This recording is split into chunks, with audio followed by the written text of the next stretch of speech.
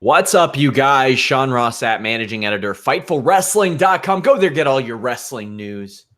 It's a good time over there. Check it out. We got lots of stuff going on this weekend, which I will tell you all about. As I see, for some reason, my video isn't on. We'll get that fixed, but there's so much to talk about tonight's Monday Night Raw. I am joined by Alex Pawlowski. Alex, how's it going? Good. It's America's birthday week. I'm not sure if I'm going to be able to be on the podcast tomorrow, so this is as close as we're going to get to a celebration of the 4th of July on the 1st of July for me. So I decided to break out the old headgear because it's tradition on the podcast. This was a breath of fresh air. This was everything I think we could have hoped for from the first go-round of the new Heyman/Bischoff era. I was pleasantly surprised throughout most of the night. Yeah, guys, for those of you who had just tuned in and you say, where are the cameras at? The short answer is, I don't know. Google is doing away with Hangouts on August 1st. Seems like they went ahead and got rid of the camera feature. Alex and I can see each other. Yeah, I can see Sean fine. We can see each other. I don't know what to tell you. Don't know what else we can do in that regard, but we're going to get the software up and running for next week, and we'll be good to go. But apologies for those of you who tuned in expecting to see our beautiful faces. And it's too bad because I got an outfit just for the occasion. He did. Alex is wearing a beautiful 4th of July hat, even though it is actually Canada Day. It's true. It is Canada Day. But my God, Alex, I haven't heard from you since the news that Paul Heyman and Eric Bischoff would be taking over Raw and SmackDown. What do you think? Well, first I thought I woke up and it was 2003. But I thought, okay, it can't get much worse than it has been. So let's wait and see. Let's see what they start doing. I know Bischoff has said in interviews all the right things about where the program needs to go. I agree with him on a lot of points. It felt different tonight. Like from the beginning, the fact that we didn't start out with Shane McMahon coming out to the ring and talking for 20 minutes, just that is a huge step up. So I'm willing to see where this goes tomorrow. I mean, Bischoff has talked about, and they've said when they released this whole statement about both of Heyman and Bischoff taking over their respective shows, they want the shows to look and feel different. Yeah. So whatever SmackDown's going to be tomorrow, that's going to be really interesting. Maybe it's going to progress to something totally different in a few weeks or months. But so far, I'm really liking what I'm seeing. Yeah, guys, just so you all know, nothing will change when Google Hangouts goes away. For you guys, it'll still stream live here on YouTube. But I am going to get this software up and running sooner than later, as it looks like, because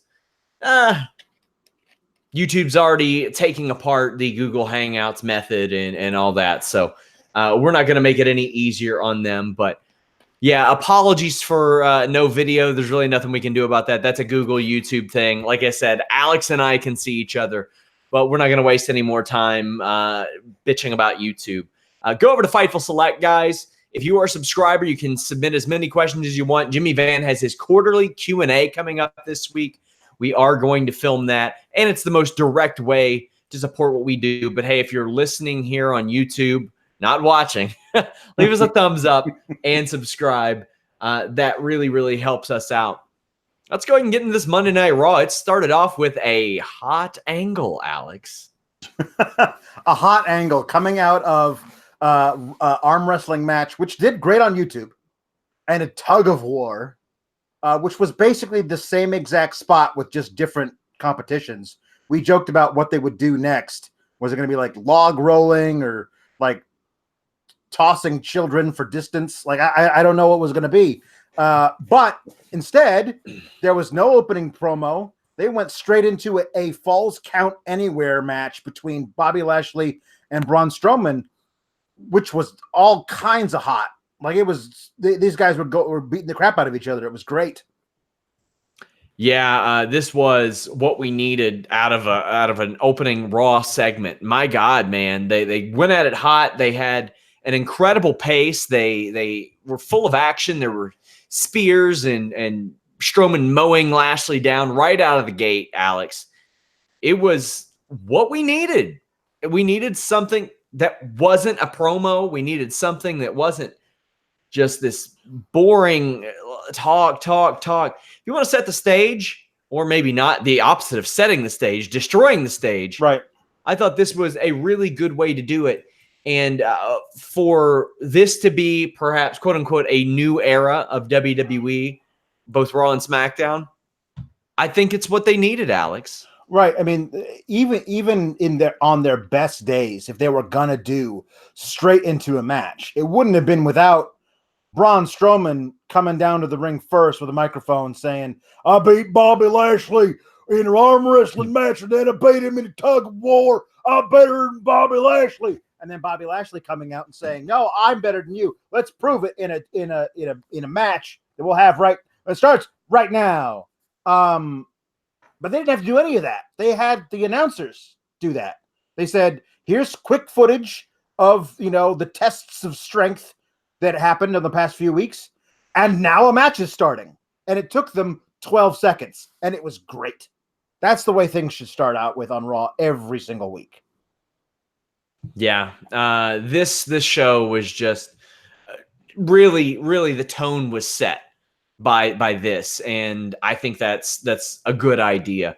Braun and Lashley go at it with a chair in the crowd and work their way up to the ramp.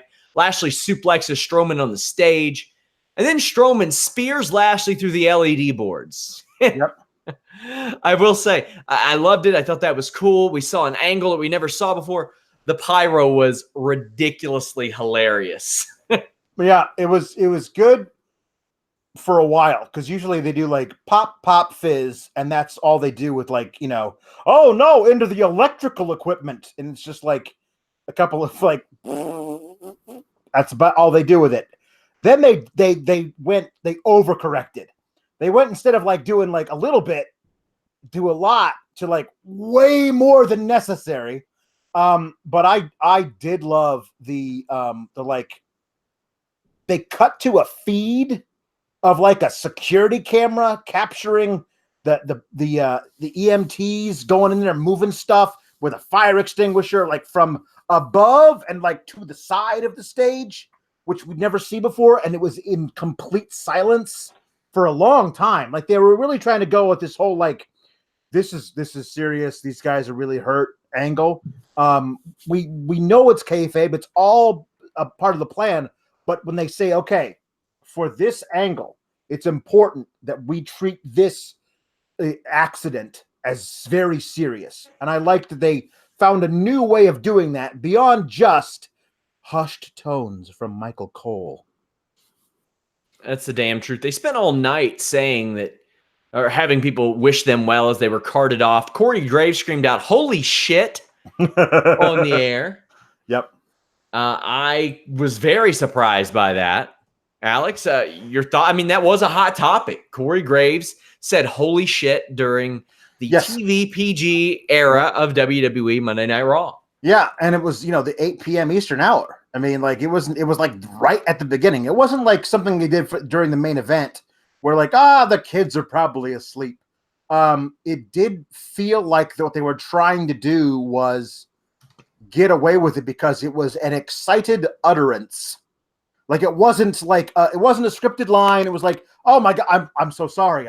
I'll pay the fine. I'm so sorry." But I just saw a man get exploded by electrical equipment. It was in the spur of the moment. It felt natural. It honestly felt like in the very beginning, nobody told Corey Graves there would be that many explosions. That's what it felt like at the moment. As they kept on, going back and showing all those replays over and over and over again, it was obvious that was a plant.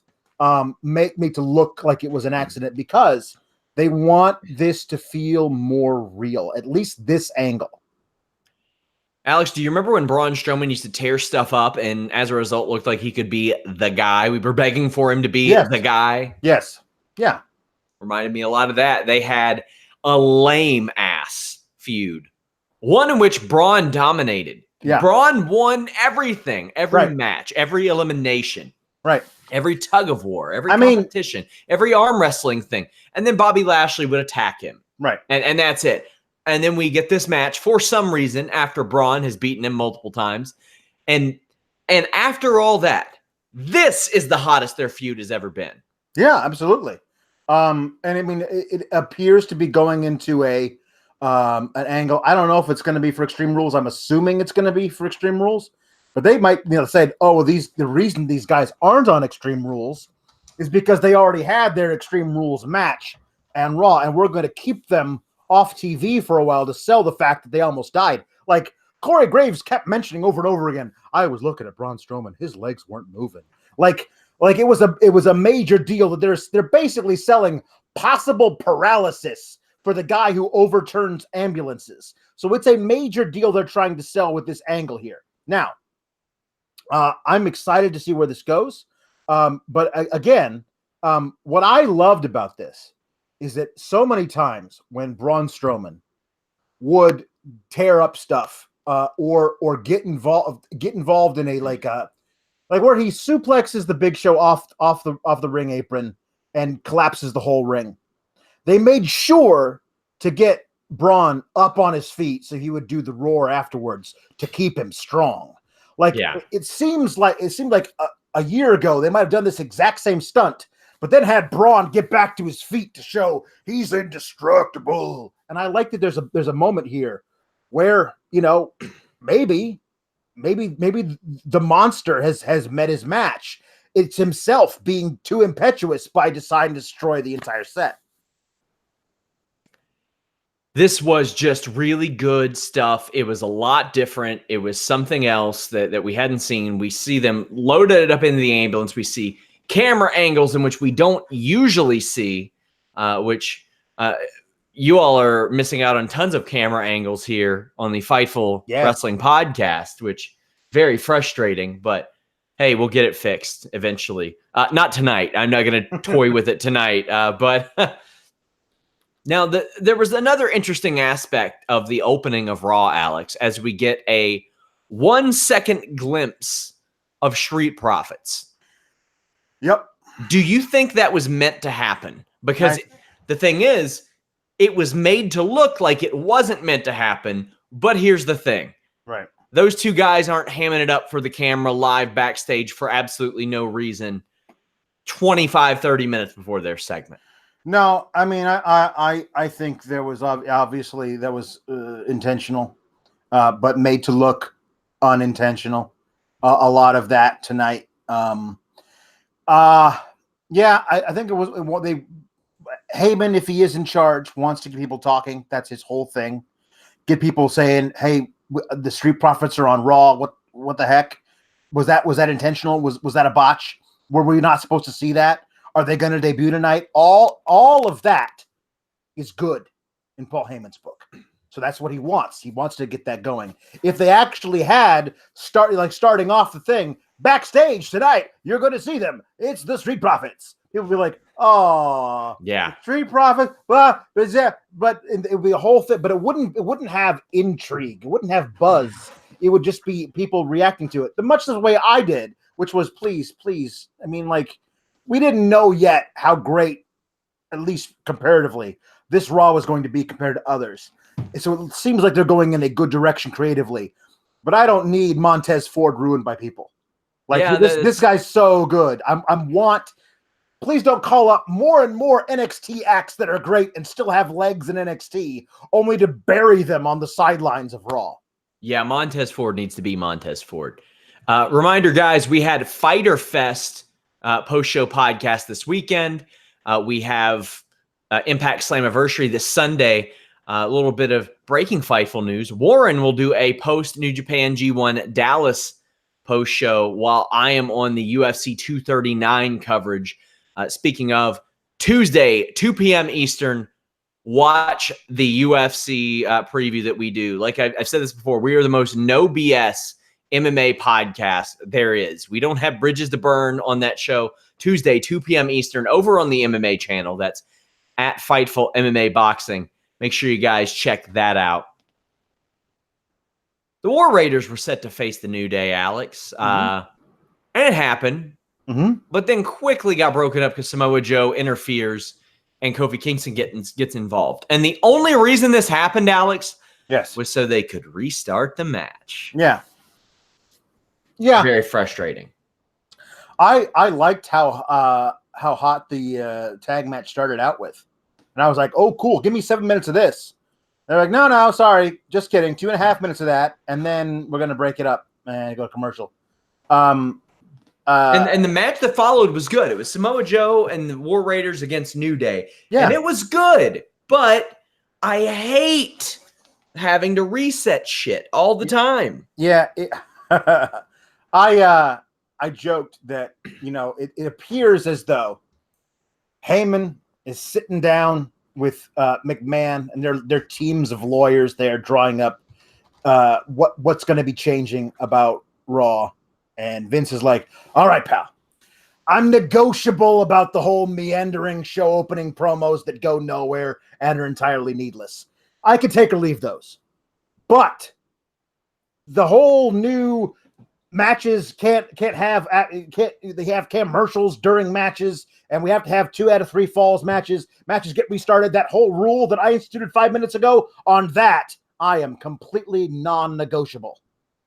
I don't understand why. Like, if you're willing to give up what has become the hallmark of Raw, which is the meandering show opening promo that nobody likes, you're willing to give up that, but you're not willing to give up this stupid, we got to stop and restart the match because there's a commercial coming. I mean, that literally started 2 weeks ago. You could retcon that. We will have forgotten entirely about it if you give it up. We'll forget about it in 3 weeks because it's just stop doing it. Yeah. So War Raiders and Joe work so well together. Naturally, they fit together really well. There are a big series of dives that ends in Ivar. I think that was him. I know him as Hanson. It's Ivar. Yep. Getting a big suicide dive, and Joe chokes out Kofi to beat him. You know what would have made this mean a lot more, Alex? Yep. If Ziggler didn't pin Kofi Kingston last week. Kofi did not need to get pinned by Ziggler at all in that 2 out of 3 falls match. No, but I mean they already established on recent episodes in their 2 out of 3 falls happiness that they love to do that people can get beat two falls in a row. So why Kofi can't win 2 falls in a row doesn't make any sense to me. Yeah, so, and I mean, I think he has before. Well, I mean, he's won a couple. All I know is the New Day have been in way too many matches over the last 2 weeks. Right. Too many falls, too many matches. We don't need to see them that much. And this is another thing. We keep talking about it. In a vacuum, absent of context, if you were to ask me, do I want to see the War Raiders versus the New Day, I would tell you 10 times out of 10, yes, absolutely. I want to see that match. But in context, where you're going to get the match stopped and restarted, and we've seen New Day like over and over and over again on both shows every week. In context, it's like, well, yeah, I want to see the match, but can there be some kind of can we do it some other way where it's not this way that they do the matches now? Because I mean, I want to see an NXT championship match between the New Day and the War Raiders. I don't want to see any of this crap that they do on the TV where it's just like stop, start, 2 out of 3 falls, blah. Joe needed the win real bad. Yes, he did. Speaking of needing a win, Drake Maverick is backstage with a Maverick 24/7 shirt on and his blindfolded wife, who realizes he's trying to take her to Raw for their honeymoon. Alex, did you know that she's a former wrestler? Yes, I believe I had heard the name, yes. And she actually competed against, I think, Candice LeRae in the Mae Young Classic. Oh, cool. I'm pretty sure. I can't remember what year that would have been. 2017, right? Yeah, the first. Yeah, that was their first round match. So her return to WWE TV, so to speak, was tonight. But R-Truth shows up and trolls Drake. Truth is a dick, man. Truth is a huge dick. Like, what's up with this, man? I don't like this. No, I don't. I mean, Truth is so lovable. But by the way, over the weekend, he released another remix of Old Town Road, which was even better than the first one. Speaking of, Drake Maverick released a promo too, where EC3 is giving him life advice on a bench. It was unbelievable. I saw you tweet that, and you were EC3 is so good. Like the idea that you would have him on your roster and make him a functional mute for his entire time on the roster. Like I imagine being that either stupid or petty. Like that's the one thing I'm like, I don't know this. I'm completely speculating. The idea that somebody was like, "Hey, Vince, you know what EC3 stands for, right? You know, it's a thing on Dixie Carter, like from TNA." He's like, well, screw that kid. He's not going to talk at all. Like, I mean, honestly, that wouldn't surprise me. It would make more sense than like, oh, this guy who's great on the mic, let's have him not speak. Whatever. But I'm saying everything around this 24/7 title, Maverick, R-Truth, when they get everybody else together in on it, everything they do outside of the main shows is even better than the stuff they do on the shows. It's worth it to go and seek it out. Like once a week, hit up R-Truth's Instagram or Twitter and scroll back a few days and make sure you see all the stuff that he does when he's got the title. And now, we'll talk about this. Drake Maverick's taking it with him on his honeymoon. So, and stuff. I couldn't have liked that EC3 thing anymore. By the way, guys, if you want your statement or question read on the air, submit a super chat. Thank you to Danny Brown for his. We've got quite a few. Wild Boy says, new set coming to really differentiate both shows. Can't say for sure, but I hope so. Thank you to Matt Thomas. Thank you to Rob Wilkins, who says, no Blue Chew needed tonight. The club is back. Hashtag hard. I'm not doing a segue tonight because I feel like I'm taking it from you guys if you can't see Alex's reaction. Thank you, Bruce Sandstorm. I appreciate you guys. Reminder, if you subscribe to Fightful Select, you can ask as many questions as you want. This week to Jimmy Van for his quarterly Q&A. Next week to me. I do at least 2 a month for you guys. So Drake Maverick was also ringside for Cesaro versus No Way Jose because he's playing up that he and his wife are on his honeymoon. So he's just relaxing, Alex. Mm-hmm. Yeah, exactly. But Cesaro beats up Jose before the bell, does a neutralizer on the floor. Cool. Backstage, R-Truth is hiding from the herd. Yeah. And kind of wipes his brow, goes away. And Drake is there waiting for him. Yep. Drake says, don't worry about it. I'm going on my honeymoon. Then he hits him with luggage. He hits R-Truth with luggage, pronouns. And pins R-Truth to win the 24/7 title. Renee Michelle is not thrilled, but they're on their honeymoon, and I cannot wait for these skits, Alex. It's gonna be so good. This is so good. I want everyone who's a major player in this thing. EC3's got to be part of it. Cedric Alexander, anybody who's held the title for more than 2 seconds. Heath Slater. I want somebody to be buried in the sand, like completely like laying there buried in the sand. Drake Maverick and somebody come over and pin him because he's buried in the sand. There's all kinds of crazy stuff you could do. Did they say where they were going on vacation? No, he did say we're going to sandy beaches. Sandy beaches, love. Like that's so. Yeah. Okay. Fine. I don't know where they're going, but sandy beaches. Listen. This is all great. I love this. My favorite part of the whole thing where he pins him backstage. That was a hell of a slide by that ref getting into position for the 3 count. Like on the concrete, just right 24/7 is the ref's time to shine. They're doing good. It really is. Street Profits debut in a backstage promo. They say they're on Monday Night Raw. Well, until Tuesday when they're also on SmackDown, but probably. They also interrupt a Paul Heyman promo and flip out over Brock Lesnar. Yeah, I really like the first one better. The get that smoke thing I think is has legs. I think they can figure out where to work that. I think that's good.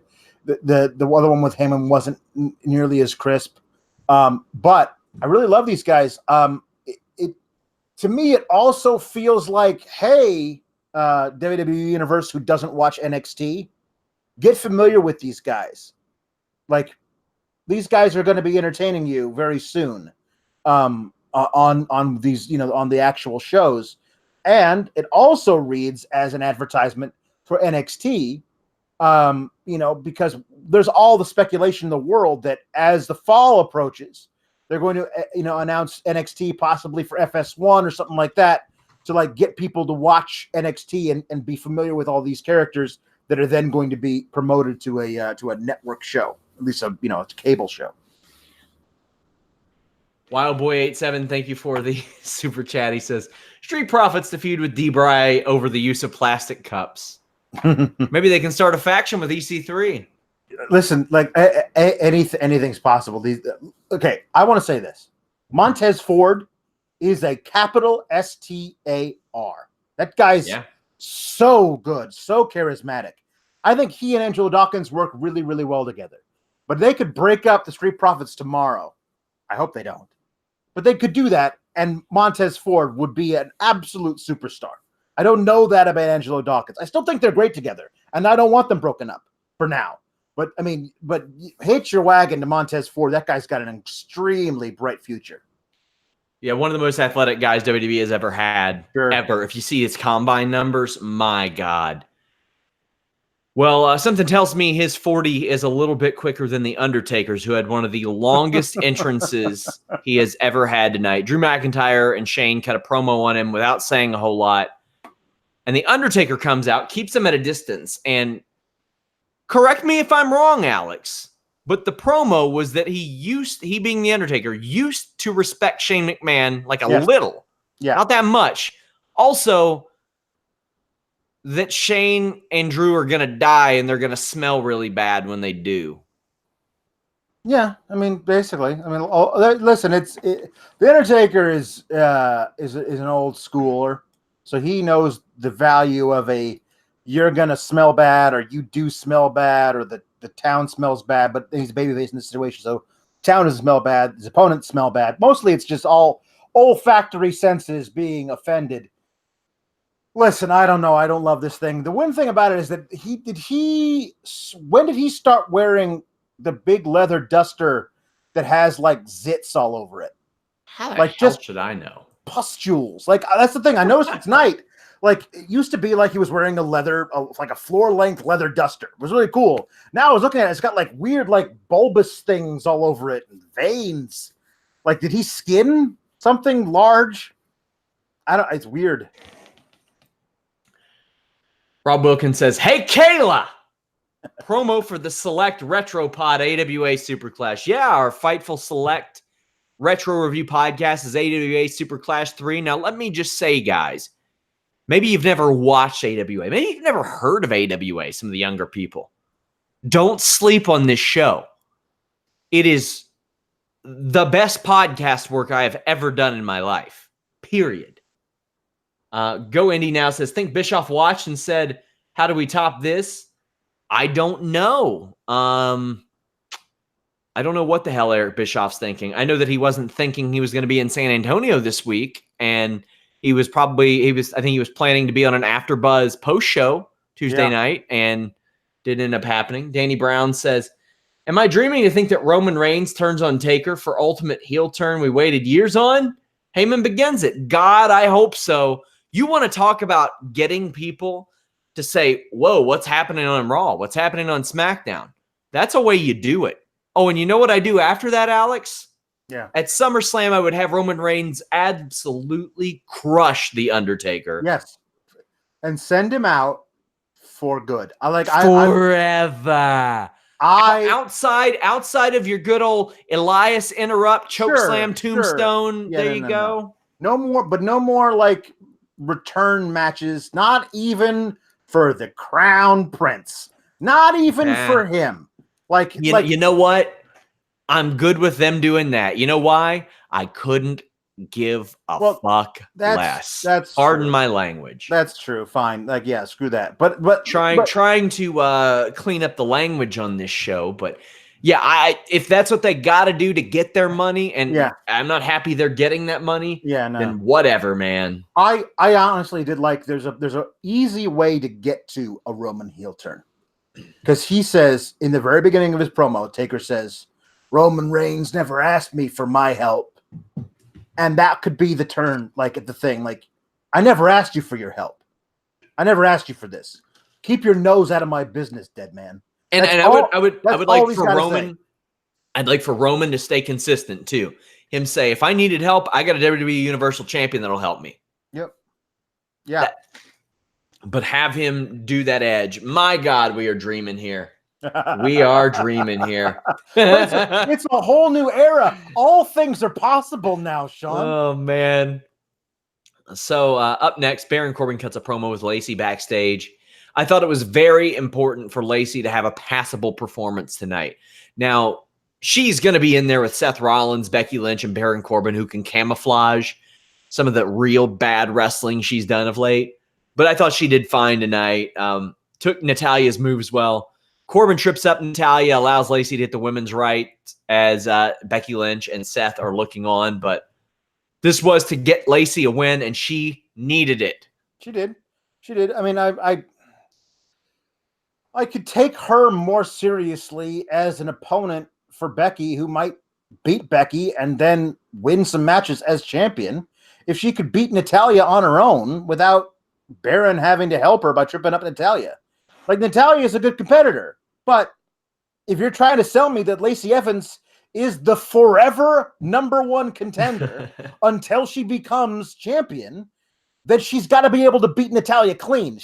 Natalia clean. I'm not Charlotte, Natalia, who's a former champion and good, but like Lacey Evans, you got to sell me on her being something other than, you know, winning cheap matches with a lucky right hand, you know? The match I thought was fine. It was whatever it was.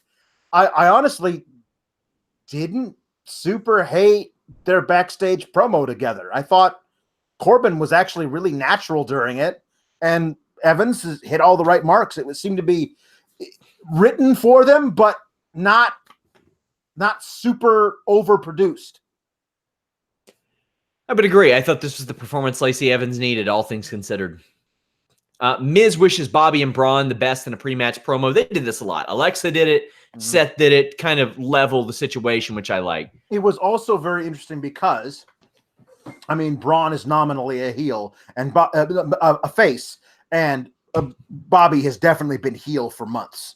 So to have both, to have heels and faces, wish both of them, you know, good luck and hope you guys get back on your feet soon. That again adds more to the realism of it. These are our friends who are performers. They're playing roles, but in this case, like, this is nothing to laugh about. Like, nothing pretend about this. Yeah. Up next, we had a 2 out of 3 falls match for some reason. That reason being the commercial, but we still didn't need it, Alex. No, we didn't. Elias goes to perform and Miz interrupts him. And they tell us, hey, after the second fall, we're going to commercial break, which immediately tells you they're splitting the falls. Right. Yes. And then Miz wins it immediately with the skull-crushing finale. Then Elias wins it immediately with Drift Away. Right. Why didn't Elias just do his damn performance and then you have the match one fall after the damn break? Because somebody, which this right here, this whole thing tells you that Vince is still in control. He's just, you know, letting other guys have more input. Like saying, okay, Paul, I trust you. I trust you on this. But we're definitely having that 2 out of 3 falls match. And nobody can move him off of that for whatever reason. That's a bug up his butt right now where he says every show's got to have a 2 out of 3 falls match where we got a commercial break in there for some reason. But the other thing, when you said, not only does it say, well, we're definitely going to 3 falls because they said after the second fall, but it also tells you the first 2 falls are going to be one really quick for one person, one really quick for the next person. Like, there's no way like, oh, the second fall is going to be 22 minutes. Like that's not a possibility. Like, it's not a possibility anyway because it's on Raw, but like, at least allow us to suspend our disbelief a little bit. Guys, come on. Yeah, but after we come back from the break, I really loved the finish. They go into a chop battle. Elias lands like a crossroads for a 2 count. And Elias like runs his knee into the ring post, and boy, was that a good spot. Made a good spot. healthy crash. And then Miz wins with a figure four, a move he never wins with, at least these days. I loved a lot about this, but clever finishes should be the standard, not the outlier, Alex. Right. No, absolutely. And this again makes me optimistic for the future, that you're going to have moves that are missed, that lead directly into a finish that's how you do unpredictability. Yes. But I don't need any more. The one move that is missed that always leads into a finish is whoops, no water in the pool. Like that's the high risk maneuver off the top rope that's missed that always leads to the finish. There's other ways of being of messing something up that the other guy's clever enough to dodge or whatever that leads into the finish. Also, that was a low key figure eight that Miz won with, not just a figure four. Like he bridged up without having to like go all the way back with his hands, but he was like lifting himself up. It was like a figure 6.5. A couple of super chats. Shane McMayonnaise says, introduce me as the best food in the world. You're going to have to pay me a lot more for that, buddy. Joseph Farley says, I wonder if Bobby's sister Frances is visiting him in the local medical facility, or Jessica or Kathy. How do you remember all of their names? I guess when something dies, Alex, you remember things. And that was the night that wrestling died. It was certainly one of them. One of very, very many. Reminder, guys, this Saturday, UFC 239 post-show on the MMA channel. We have New Japan G1 Dallas, as well as Impact Slammiversary post-show coverage over on Fightful Select. The 205 Live NXT UK show will be happening Friday instead of Wednesday. But I'm dropping that AWA Super Clash 3 show. I'm dropping Jimmy Van's Q&A. I'm dropping the Fightful Backstage Report over there. Go support us. Subscribe to Fightful Select. Becky Lynch and Seth Rollins defeated Mike and Maria Kanellis. Well, how does this happen? They're doing a promo backstage. They're being interviewed, and Maria interrupts and says, you guys aren't the first couple of WWE. Myself and Mike are. So me and my bitch are going to face you and your bitch. What'd you think of that, Alex? Well, okay. It was nice to see Mike and Maria on Raw. Like Mike's been killing it on 205 Live. Mike's been doing great work on 205 Live. Not 205 pounds, but it's okay. He doesn't need to be. But I thought this was interesting. I liked Maria's work here. Their theme still kicks ass. I thought it was pointed that she referred to Mike as her bitch and then talked to Seth to say versus you and yours as the insult to Becky. I thought that was interesting, that little juxtaposition. And I went into this going, you know what, if they give Mike some time, like if Maria, gets a little, smacks Seth in the back of the head or something that gets his attention, and Mike can get control of the match for a couple minutes, Mike could actually show something. And then of course, that was certainly not at all what happened at the match. Indeed, it wasn't. Seth Rollins lays out Mike Kanellis, and Maria runs from Becky and says, she's pregnant, but then says that Mike isn't man enough to knock her up. I don't know if this was a Paul Heyman thing, but it has Paul Heyman written all over it. You'll never convince me this wasn't completely written by Paul Heyman. You know what this sounds like? And this is just me spitballing. Well, actually, let me get through the segment. Mike gets submitted by Becky Lynch. Maria does this wild promo where she's ashamed of Mike and implies that Becky Lynch should knock her up instead of Mike Kanellis, Alex. Yeah. I wish the video was working right now on this. Because, well, first off, thanks, Paul Heyman, for all the Blue Chew segues. Yes. But could you just imagine, sir, what if we pitched an idea? We ran an angle where Maria cuckolds Mike Kanellis. God damn, pal, what the fuck does that mean? Well, that is where a man enjoys watching his wife be sexually pleased by someone else. God damn it, pal, that's him. It's such good shit. Oh, it's perfect. How long do we have him? 5 years now? Good shit. It's so you, Kanellis. It's so you. It's perfect. Because you're taking her last name. Yeah, exactly. Also, not Kanellis, because as we heard Michael Cole, it's actually pronounced Kanellis for some reason. Like that was, he called them Kanellis all match long, which was odd. I mean, the whole cuckolding thing, we'll see where it goes. Right now, the whole like, I'm pregnant. You're not man enough to knock me up. So you cheated on him? No, this is all part of like your weird psychosexual mind games. All right, let's see. I mean, I thought Mike was headed in a pretty good direction on 205 Live. If they said, okay, kid, you're getting the call back up to Raw, and this is the angle we got for you. Well, all right. You know, we'll see, but this definitely feels like something that Heyman would have run in ECW in 1997. This does seem like they're pushing the limits of what they can do right these days. Hey. So, Carmella, or actually Alexa Bliss, has Moment of Bliss, and she's out there with Nikki, and it immediately gets broken up by Carmella. Mm-hmm. And she's telling Nikki that she's being manipulated. And then she immediately pins Alexa Bliss. Not even worth talking about. No.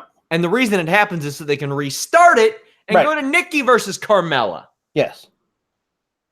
Well, Nikki wins with the quickness. Carmella is 50-50. Nikki is not. Alexa is beyond 50-50, which is okay. Backstage, Nikki is trying to be interviewed, and Alexa won't let her comment on possibly facing Bayley at Extreme Rules. Now, I know a lot of people are saying that this angle is dumb. It makes Nikki look real dumb. I don't think it does if she's the one doing the manipulating in the end. And I think that if Paul Heyman is involved in this, I think there's a good possibility something like that might happen. But as we get into that, what do you think of that possibility? What did you think of Moment of Bliss, Carmella beating Alexa, and then Nikki beating Carmella? I mean, Moment of Bliss was just dressing to get into the match. I do wish that Carmella had been more honest with her, like say, like sidekick. She says, you're number R2 sidekick. Oh, sidekick, get in the ring and I'll show you a sidekick when I kick you upside your head. And instead of like Alexa Bliss turning from Nikki on the outside and running into a schoolgirl, I wish she had turned and been kicked in the face. And then Carmella had won that way, as opposed to like getting a sneak attack on Alexa Bliss, which you shouldn't have to do. Like, I felt like that was a perfect opportunity for Alexa to not be prepared for the match and walk right into a kick, which was what Carmella said she was going to do.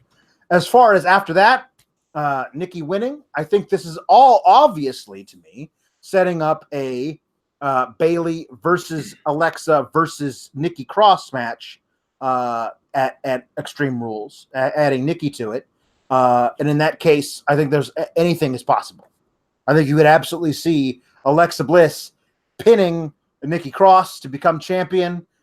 You could see anything that's possible out of that. I want to believe that what you're saying is correct, and that Paul Heyman is smarter than that, and they actually do something where Nikki's been the one in charge this whole time. Do I think they're going to do that? Nah. I'm pretty sure it's going to be the same way it's always been. I think that she might be stupider. I think Alexa Bliss might pin Nikki to become champion, and then Nikki's still her friend. I honestly think that. I think it's going to be that bad. Wildboy87, thank you for the super chat, says every female in WWE 2K20 needs the roll up as a second finisher. That's true. That they do. So, Alex, let me ask you.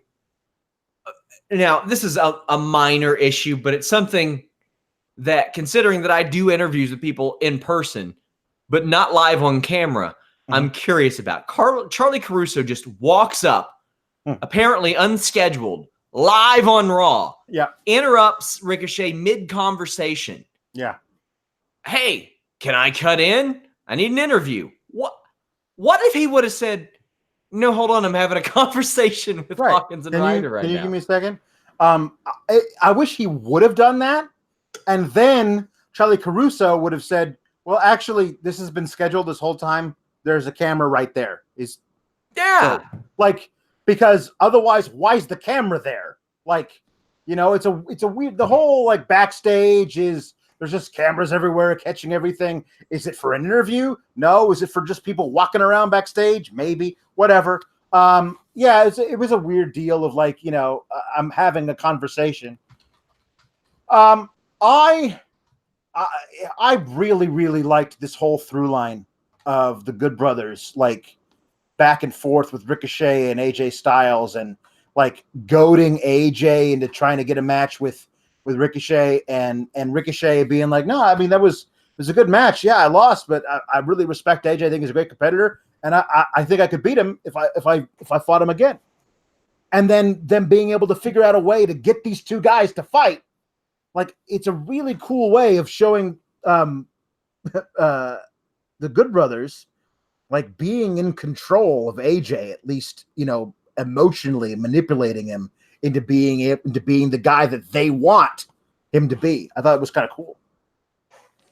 Guys, thank you all for sticking with us, even though Google cut our cameras out right now. I am working on getting new software. We will have a new format at the very least by August 1st when they kill Google Hangouts. Nothing will change for our viewers. Right. You guys will still come to the same place, do the same things.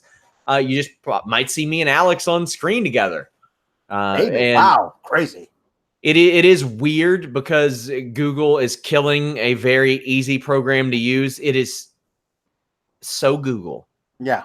It is so Google. Thank you guys so much for sticking with us. This is honestly one of our most live viewed shows yet. So maybe we just need to cut the video feed, Alex. It's not a live viewed anything. It's a live listened. Strowman and Lashley took out our video. That's true. There are sparklers going off behind me right now. You should see it. There's just sparklers everywhere. But yeah, we're planning on going live for Listing Your Boy this week. Hopefully the first one without tech errors since before WrestleMania. My God. Main event segment. Good Brothers really riled up AJ. Yeah. I loved this. AJ gets in Ricochet's face. Ricochet's like, whoa, calm down. Then they slap each other. Wow. And Ricochet said, what was that for? And AJ goes, you slapped me. And Ricochet goes, that was weeks ago. Call back to Dave Chappelle's skit. I really love this. I said it before, but I love the like Carl saying to AJ, I think this kid says he's gonna beat you. So I think you should go over there and challenge him for that title, and then you should slap him in the face. And then AJ does the exact thing that Carl Anderson tells him to. Love it. I think it's really cool. And I loved Ricochet's go from, hey, AJ, I have all the respect in the world for you.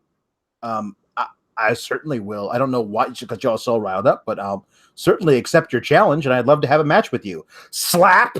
Ricochet, slap. And AJ, not slapping back, and Ricochet's like, oh, no, give it a shot one more time. Let's see what happens. I love that Ricochet is able to like change on a dime, just completely go from like respectful, young, humble champ who knows who AJ Styles is and that he demands respect to, no, you don't disrespect me. Like, that was a really cool shift in Ricochet, and it shows you that he's got the potential to play all sorts of variations on this character. I loved it. Well, the match happens. Ricochet hits a Fosbury flop, and AJ Styles gets the win with a phenomenal forearm, Alex. Woo! Woo! That is the dumbest shit I've ever seen. No, okay, no, it's not. No, it's not. Not even close. But Ricochet's foot is underneath the ropes. And a lot of people said, oh, it's not on the ropes. Doesn't matter. Broke the plane. All you got to do is break the plane.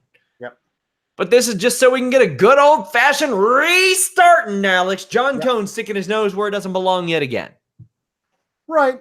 I mean, of all the ways things get stopped and restarted, this one bothers me the least because it's the rules. I mean, again, I hate that the referee's decision is final, except when it's not. Like, I hate that as a thing that happens in WWE all the time. I wish there was always a ref in Gorilla watching the video. And if he sees something that the ref in the ring doesn't, that ref gets to come down to the ring and say, no, you missed this. We're going to restart the match. Or that's never a possibility. And you can never, ever do that. You got to pick one or the other. Either John Cone's always sitting back there watching to make sure nobody's foot is under the rope, or just screw it. It's a free-for-all. There's got to be one or the other. You can't just pick and choose your spots. But I do like that this was the spot that they chose for it. I think that, it shows that AJ basically has beaten Ricochet 2 out of 3 times. Basically. And I think there's a cool angle there to be played with. AJ Styles has still got it, but the kid is really crafty. And I really like that there's part of that in the story as well. Yeah. So we get that restarting. Ricochet is on fire back from the break. He does that kick flip enziguri. The final cut, which is Dustin Rhodes, Goldust's swinging suplex, a great move. Styles can still fly and does so very well, then does an insane brainbuster. Now, the brainbuster he did is so much different than basically the vertical suplex that a lot of people use. When you do a brainbuster like that, a lot of times when you're taught to bump, you're taught to base out, try to land as even as you possibly can. You can't do that on this. It is a tough bump no matter how you take it. All of your weight comes down on one particular spot. It's rough. But it's a great release rack bomb that I loved. But the Good Brothers are at ringside, and Ricochet just strolls up Styles for the win. And I'm like, all right, cool. But this is one of those situations where it's 50-50, and I'm okay with it because they really look like they should be 50-50. Yes. And it's a rare instance to where I think it's important. Like a doofus, though, Ricochet hangs around while the Good Brothers mock him, and AJ Styles turns on him. This is long overdue, and so is the reformation of the club. Hopefully they get a new damn name. Doubt it. Second rope Styles clash hits. This is a hot angle to close the show. And Alex, if you start hot and you end hot, a lot of times people will think or remember a hot show. Right. That's absolutely true. You got to finish as strong as you start, and everyone's going to think, wow, what a great episode of Raw. And they'll forget about anything in the middle they didn't love. I love the heel turn. Again, thought it was way overdue. I like that there are echoes in it of the first heel turn he did on John Cena when the club was also involved. This is all very good.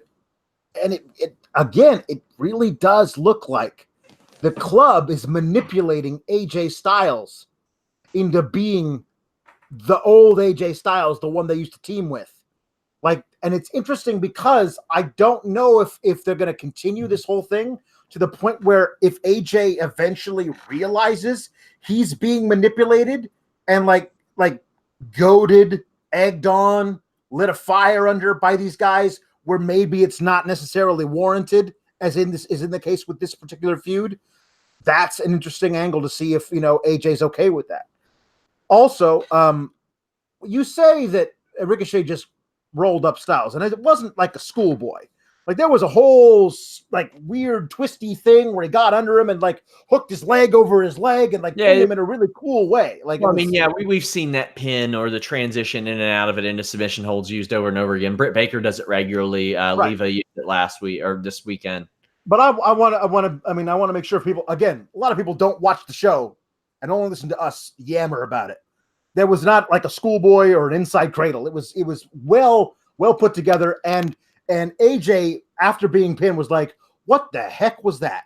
It was honestly it felt like it really caught him by surprise, which again added to the frustration.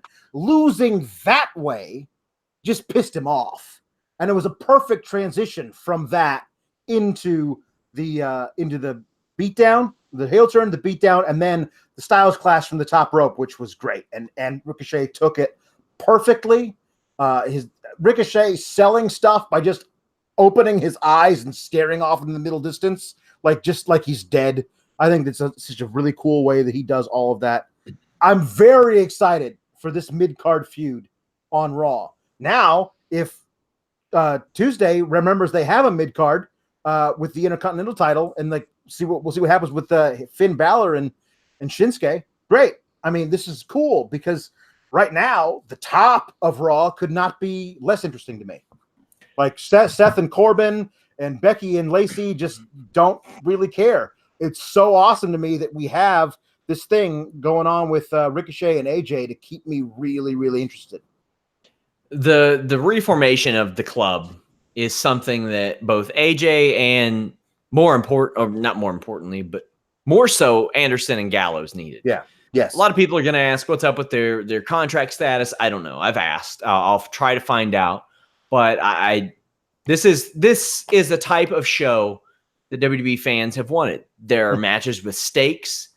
There are hot angles. For better or for worse, there are things that get you talking. Yes. And people are going to feel some kind of way. You know what I like? I like the fact that the hot topic of conversation is Baron Corbin the best heel in wrestling, or is he not good at all? I'm glad that that's not what we're talking about coming out of this. Right, me too. Because that's a thing that really happens. People are like, oh, well, is he channel change bad, or is it real heat? That's probably a pretty bad sign if that's the talking point coming out of Raw. Instead, the talking point is what the hell is happening with some of the language on the show, what's happening with some of the angles on the show, what's happening with this heel turn, what's happening with the opening segment, and damn, that's fun. Guys, if you all don't mind, leave us a thumbs up. I can't tell you how much it helps. If you want to help us even more, head over to iTunes. Leave a nice review for us. Even if you don't listen to the show via iTunes, I can't tell you how much that helps. I'll explain to you guys. Our primary distributor is not iTunes. It's not Stitcher. It's not SoundCloud.